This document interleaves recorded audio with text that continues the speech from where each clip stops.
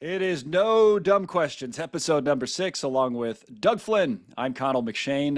Hope everybody's having a fun holiday season with your family. We sometimes ask dumb questions on this podcast. I don't know if this one is or not, but if you're wherever you're listening to us, what generation are you from? Right? Are you Doug and I are Generation X?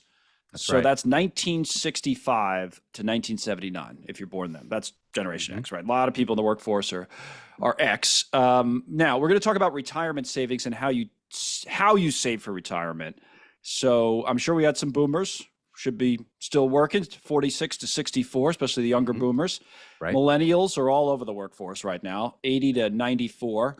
And Generation Z, got some Generation Z Correct. now work. I don't know if they're thinking about retirement, Doug, but they're 95 to They should be. 2012.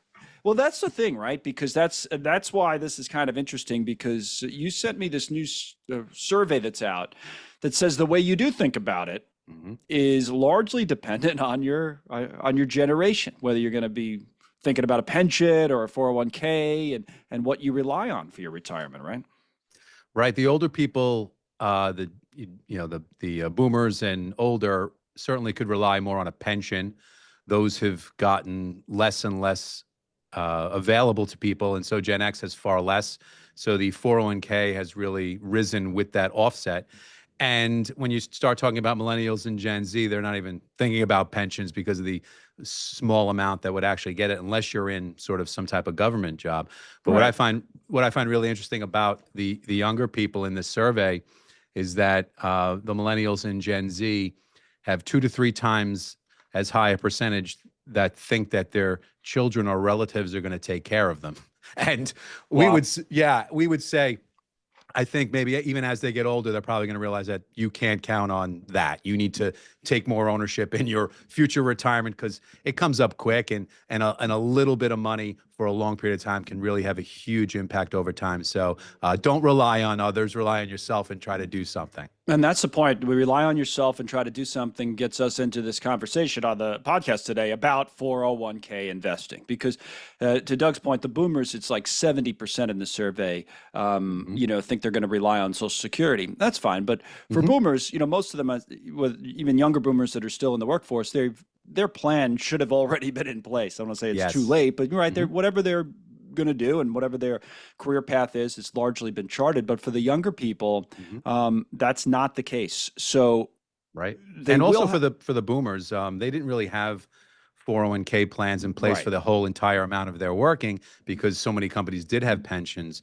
But I think the numbers now are down to like 1 in 9 maybe have a pension overall.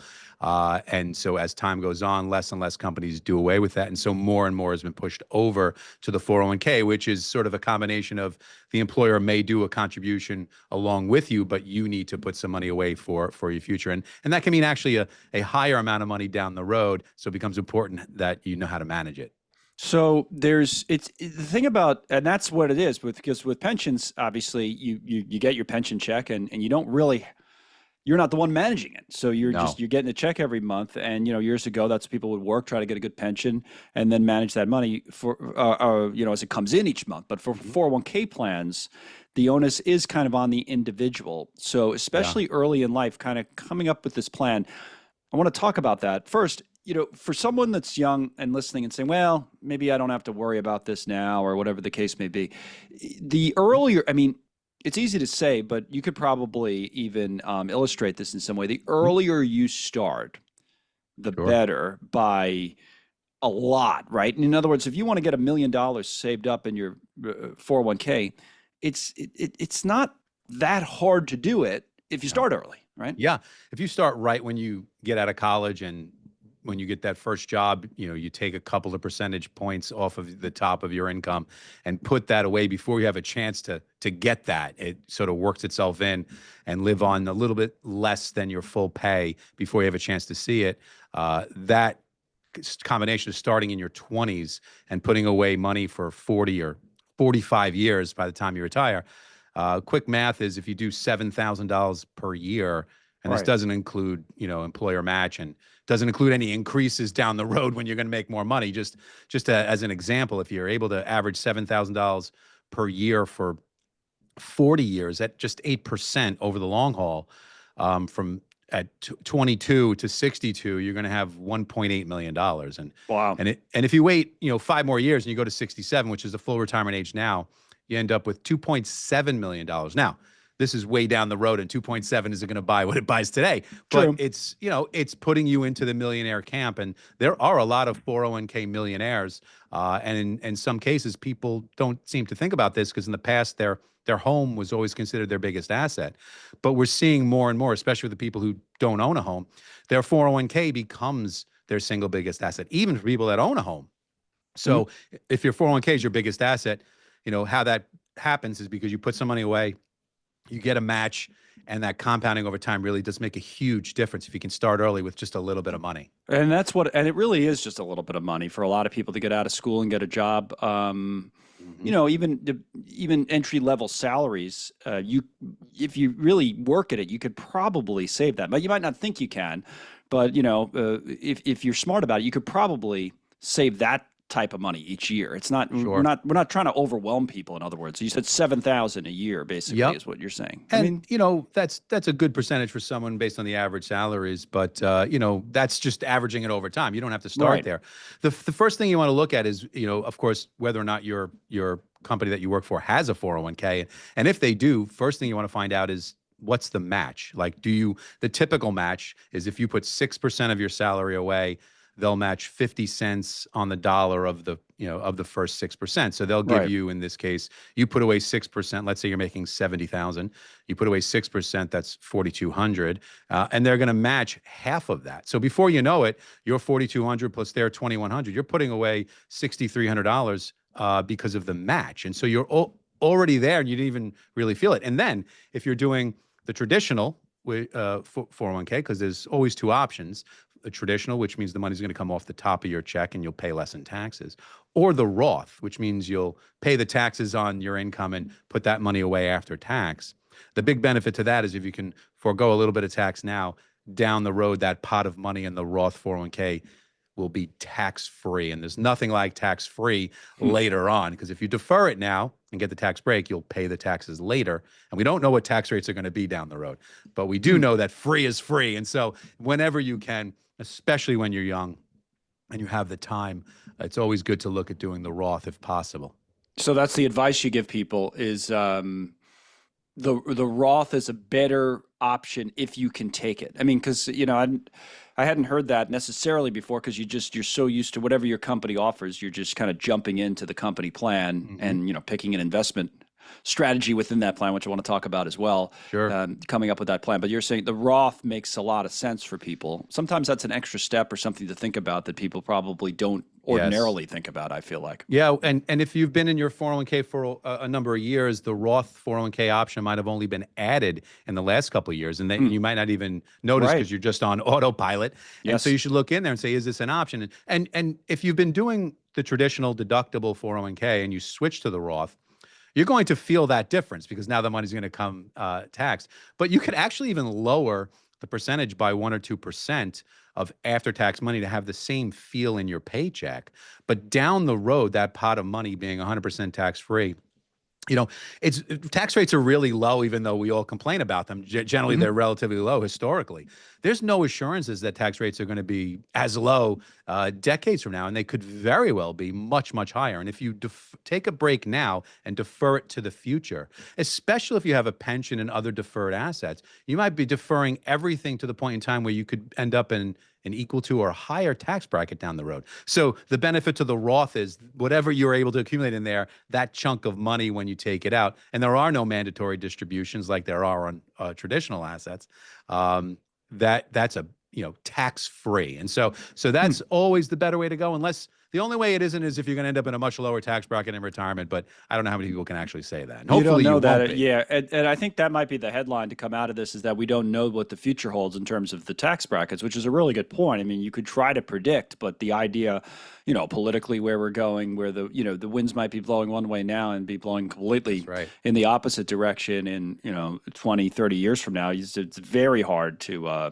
predict that. Now, what we can do is come up with a plan right now in terms of how you want to allocate your money. So we hear all the kind of generic sayings about, the younger you are, the more aggressive you want to be, and then you go Right. from maybe a more aggressive stock portfolio into more bonds as you get older. But how do you start when you're working with someone who's relatively young to develop that plan, and how much of it then becomes autopilot versus Mhm. kind of paying attention over the years, which is Sure. sometimes I think something I think a lot of us struggle with. How much do we get our statements, but I don't know how much we really look at them or think about changing.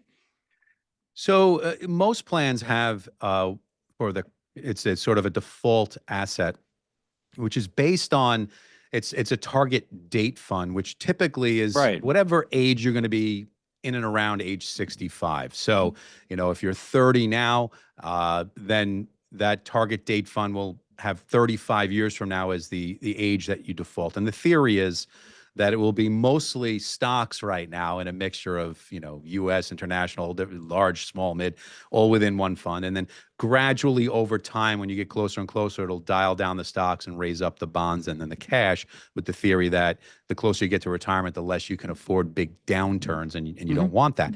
So there are default options, and Does that make most of sense for, Mhm, or maybe for people who don't want to, who just want to set it and forget it, so to speak, mhm. right? So, That's the set it and forget it option. And I do find that in most cases, I mean, you have to look in and see what the underlying cost of your fund is. If it's very inexpensive, that's a good way to go, especially when you begin, right? The first 10, 20, even $50,000 in there.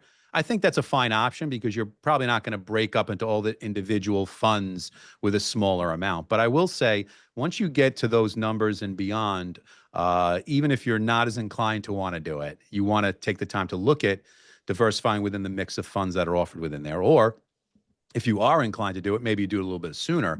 But at least you're going to have that mix built in, and you're not going to lean 100% into something that may or may not make sense. And you don't want to blow up your 401k. So I think there are very fine options in most cases. But as soon as you accumulate a good amount of money, it's wise to, if you look in there, you'll see all the underlying positions. You'll find that there will be a growth fund and a value fund, an right. international small company fund, all that. And so you probably also have those options individually in the plan, but you would then be responsible for picking the allocation, breaking it up, and then putting on what's called automatic rebalancing. Every single person that has more than one fund in their 401k that they're invested in should turn on, assuming the plan has this option, and nearly all of them do for no cost, to do quarterly or even semi-annual rebalancing. So whatever your allocation is that you set, as things ebb and flow, it'll bring you back to that. So you're taking advantage of the movements in the market on an automatic way, so that if the stocks get really high, it'll trim it, and if it's low, it'll actually add to it. So you Hmm. take advantage of that volatility if you're in multiple funds. So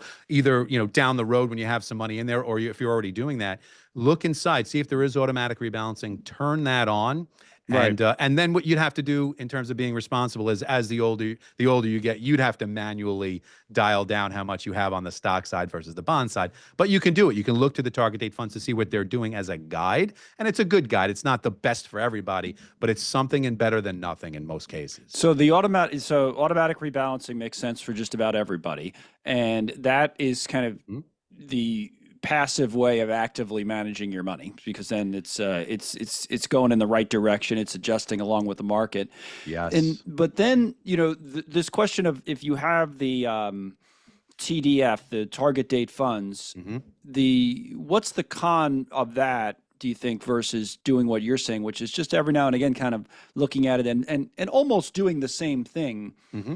that it's doing? In other words, why not just let that algorithm do its work? Is there any advantage to not having a target date fund that you can think of, for the average person? Sure. Well, the interesting thing about it is, I think, almost 90% of the plans have target date funds, Right. and more than two-thirds of all the assets in 401ks right now are in target date funds. So I think it is the default option for most people, and for most people that aren't inclined or don't want to, get Hmm. into the weeds, they're probably okay. You do have to watch to make sure you have the best one. or the lowest cost ones available.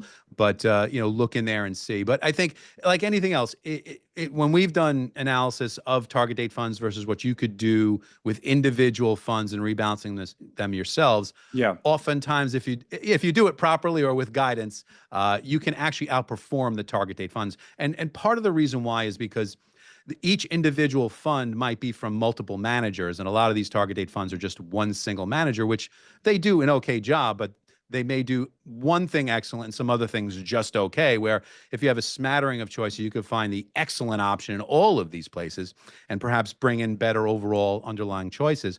But the onus comes on you, or if you have an advisor, ask them to take a look at your 401k and they can weigh in. There's a limited choice of investment options, not the full investment universe out there, but whatever Right. your plan is, there on your statement, there'll be a list of all the funds available to you, and every plan is different. Provide that to your advisor, have them do the analysis and find out, hey, the target date fund is excellent, it's fine, or actually you could benefit by diversifying it this way, and give you some guidance on there if you're uncomfortable or unfamiliar with how to do it. So, but for most people that aren't comfortable and don't have an advisor, the target date option probably is pretty good. And also there are target risk options, which not a lot of people do. And so those are, rather than the date constraint, it's more Yeah. of, I want to be aggressive or I want to be moderate. So rather than picking the date, you can say, right now I feel aggressive, give me the aggressive option. Then I'll go to like moderately aggressive in Right. my 40s, and then I'll go to moderate in my 50s. Like you could do it that way too, rather than target date. You can do target risk. There's less money in those, and not every plan has them, but they're definitely worth looking into as another option, because sometimes the target date fund doesn't really line up 100% with your risk tolerance. Sometimes people are more aggressive or even more conservative than that option is, and most people don't even know what the risk level of the target date fund they're in is. And you can find that out, or your advisor can certainly tell you this is the risk level and here's some other options for you. I think the other thing that people think about, I think about this, and just about everyone who's worked more than one job thinks about this. And for example, I think I have three 401k plans over my career. The first one doesn't have a ton, the second one has the most, and the third one has the least, because it's just getting started, right? Right. And then you think, what types of changes do you recommend, if anything? I remember from the first job that I had, I rolled it over into an IRA into the second one so I could have it in one place, but it still separates out. You can still see, as separate accounts, and you see the investments separately. Then the third one was managed by the same place as the previous one, so it just kind of went into the same account I already had there. Gotcha. Sort of. It kind of just ended up there. So I just said, so now I have the three and I can see them all. But what types of tips or pointers do you give people when they're changing jobs, maybe, that we should be thinking about? Because whatever they are, I probably haven't thought of them. Well, I'm going to take notes here. As good as 401k plans are, at the end of the day, they don't, as we were saying, they don't have an unlimited use of investment options. Nearly all of them have a limited use, right? Right. Limited choice of options, and they're generally pretty good. But when you start amassing serious money and you've left a job, for instance, unless you have what's called a self-directed 401k option, which very few people do, meaning you're just stuck within the smattering of fund choices that are available to you. If you roll out your 401k into your own IRA and do it properly in a rollover where there's no tax and you continue the deferral, well, immediately you open up the investment world to individual stocks, ETFs, and every other investment under the sun, which are not available in your 401k. So if you're inclined to do that, again, this is more either then you managing you can more actively manage that much portfolio. More. Yeah, you might have wanted to buy some individual stocks with some of that money, and you can't do it in your 401k, and you're sitting in a bunch of money. Now, I will say this: if you have less than $100,000. So there's a couple options when you leave your firm, and one of them is to roll it into your new plan. What happens is if you roll it out to the 401k, you lose the borrowing feature that a 401k has. So this is important. The most you can borrow is $50,000, which is 50% of 100,000. So if you're less than 100,000 overall, many times if your new plan is good, rolling into the new plan is a better option, because you immediately get that loan feature available, assuming your plan has the loan feature. If you rolled it out to your 401k, you would lose that loan feature. Now, if you have more than 100,000 in your 401k, it doesn't matter. You're not going to get any Okay. more loan available. So Right. this is what we're talking about. When you have more than 100,000, you're keeping it in your 401k. If there's limited investment options, you in many cases can do much better. There's a whole bunch of investments, private investments, stocks, bonds, ETFs, everything. And that's you keeping the deferral is what you really can get into, rolling that out and then starting with your new one, or just roll over one of to keep it at 100,000, and everything above that, roll out. And then of course you have to take a more active stance, but you can, and perhaps you want to do that. And in the end, with those additional investment choices in individual securities, you might end up much better off. If you don't blow it up, of course, you have to be very careful if you're taking more and more of this on yourself. Yeah. I should have done that with the first one, just bought all NVIDIA stock, but that was obviously exactly, which you could have done had you rolled it out and if I had to talk to you. individual. Yeah, I did put it in an IRA too. I should have talked to you then. The best part about that is had you would had have been that already in, retired. yeah, and if you had it in a Roth, think about that. You could have taken that money out, or would tax free on all that growth. So that's the event. Some of your money might be traditional from a while ago. Hopefully new money is going to the Roth. And if that ever happens, you can separate that out into a rollover IRA and then a rollover Roth IRA if you're inclined to do that. So you just should have started really this podcast like 20 years ago. It would have been much more personally beneficial. All right. So seriously, there's a lot of good stuff here in terms of how you think about your plan, how you think about your allocation. Do you just go with the target date fund option? Do you get more involved in it yourself? What do you do when you leave your job?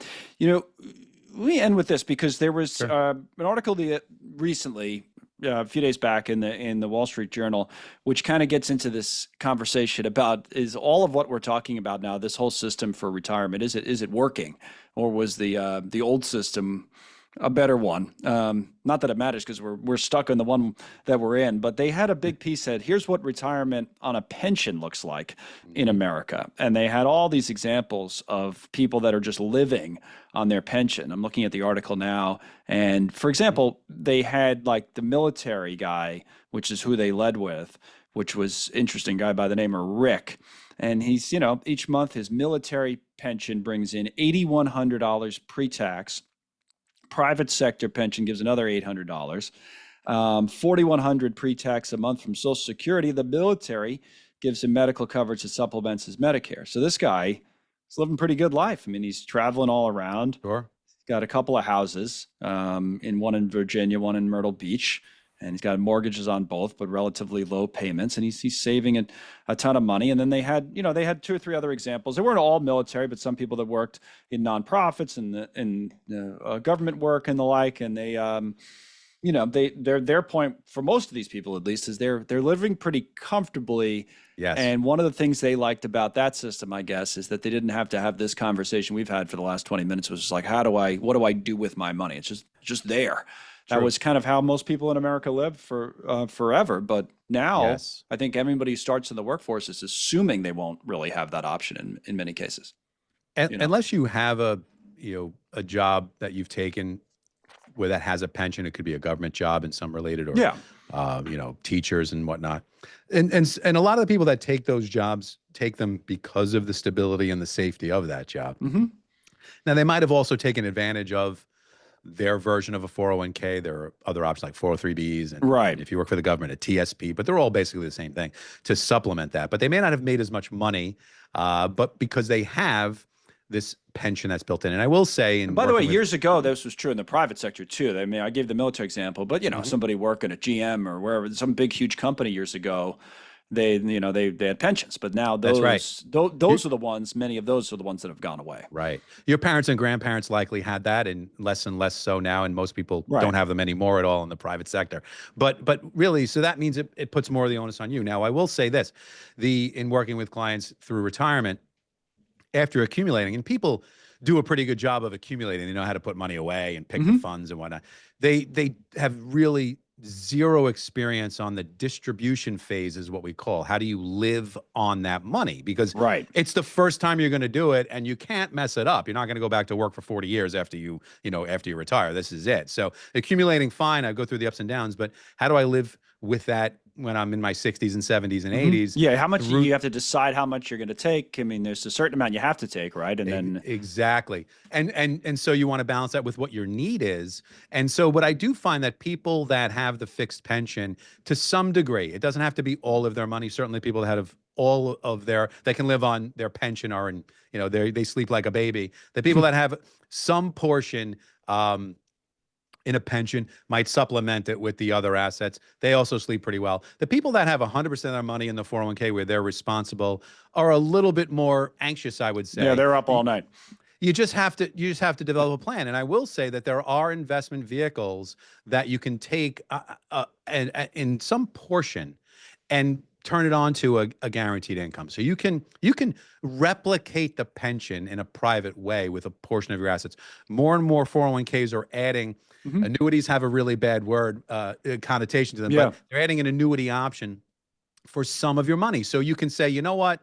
I've amassed all this money. I'm going to turn some portion into a guaranteed income for life, and then I'll have this part be my variable. Because here's the big negative to Yeah. pensions is that over time, they don't keep pace with inflation because almost none of them have a cost of living adjustment. Like Social Security goes up a little bit with inflation every year, but your Mhm. Medicare expenses go up by more than that. So you're really not Right. gaining. Your pension is typically fixed. So in the beginning, year one, it looks great. But you fast forward 10, 15 years into your retirement, all of a sudden that pension is buying less and less and less. And in some cases, half of what it was. So, in the beginning, they sleep well. Later on, things get tight. And so what the 401k or the IRA or what the variability of that an income does for you is allows you to bump up your Mm. income every year so you can live better over time. So once again, it puts more of the onus on you or having an advisor help you through that skilled in retirement Yeah, distribution but phase, your point, as that long as you kind of have a stuff. plan, same as when you're Have a starting out plan. in the 401k, you start to have a plan over the long term, but have a plan Yes. for retirement. And I think if you go into the private sector